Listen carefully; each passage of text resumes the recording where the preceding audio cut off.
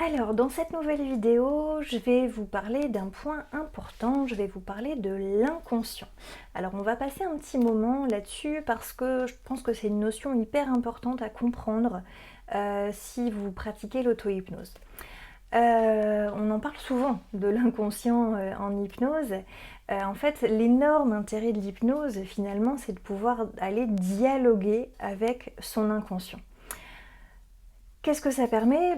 Dialoguer avec son inconscient, ça permet du coup d'aller modifier, mais vraiment en profondeur, des habitudes, des croyances, des réflexes, des comportements qui justement au fil du temps sont devenus complètement inconscients, puisque vous allez voir que finalement l'ensemble de nos comportements sont bien souvent guidés par des réflexes qui sont mais complètement inconscients, qui sont liés à des expériences de vie que l'on a eues et qui vont finalement former des croyances au fin fond de notre inconscient. Alors, on va expliquer un petit peu tout ça. Qu'est-ce que l'inconscient? C'est le contraire du conscient, mais je pense que ça va pas vous aider beaucoup. L'inconscient, c'est une partie de soi-même qui va enregistrer, mais vraiment à chaque minute qui passe, cet inconscient va enregistrer plein d'informations autour de vous. Des informations auxquelles vous-même, de façon consciente évidemment, vous ne prêtez même pas attention. Par exemple, vous êtes en train de marcher dans la rue, puis d'un seul coup vous pensez à quelqu'un. Alors bon, là l'exemple que j'ai mis c'est vous pensez à votre mère, mais voilà, d'un seul coup vous pensez à quelqu'un, à votre mère par exemple, alors que vous êtes en train de marcher simplement dans la rue. Et c'est vrai que consciemment vous ne savez pas pourquoi vous pensez à elle à ce moment précis.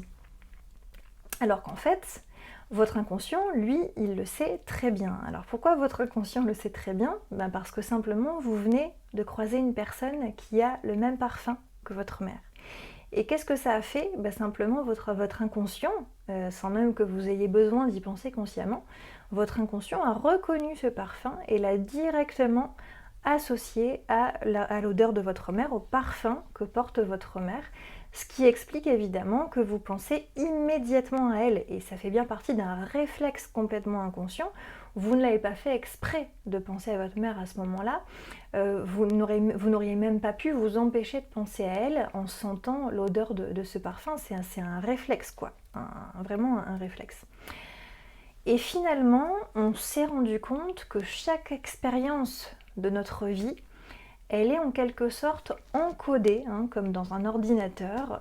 Chaque expérience va être encodée à un niveau plus profond, à un niveau inconscient. Ça veut dire qu'il y a des expériences de votre vie, vous vous rappelez de certaines informations de manière consciente, mais il y a quand même une grosse masse d'informations liées à ce souvenir, à cette expérience dont vous n'avez même pas conscience parce que ça s'est logé à un niveau beaucoup plus inconscient. Alors comment l'inconscient fait ça? L'inconscient il suit un peu une logique qui lui est propre, c'est-à-dire que vous avez tendance, quand vous réfléchissez à quelque chose de manière consciente, on a tous tendance à le faire, à réfléchir de manière assez linéaire, voilà, de manière assez logique. L'inconscient, il réagit pas du tout comme ça. Il a sa propre logique, qui n'est pas du tout linéaire, déjà. Cette logique va recouper plein d'informations, plusieurs idées en même temps, et surtout, le principal mode de fonctionnement de l'inconscient, ce sont les émotions. L'inconscient, il va principalement se baser sur les émotions que vous ressentez pour encoder à l'intérieur de vous un souvenir, une information qui va plus tard lui être utile pour adapter votre réaction à une situation. Un exemple, vous faites un exposé à l'école.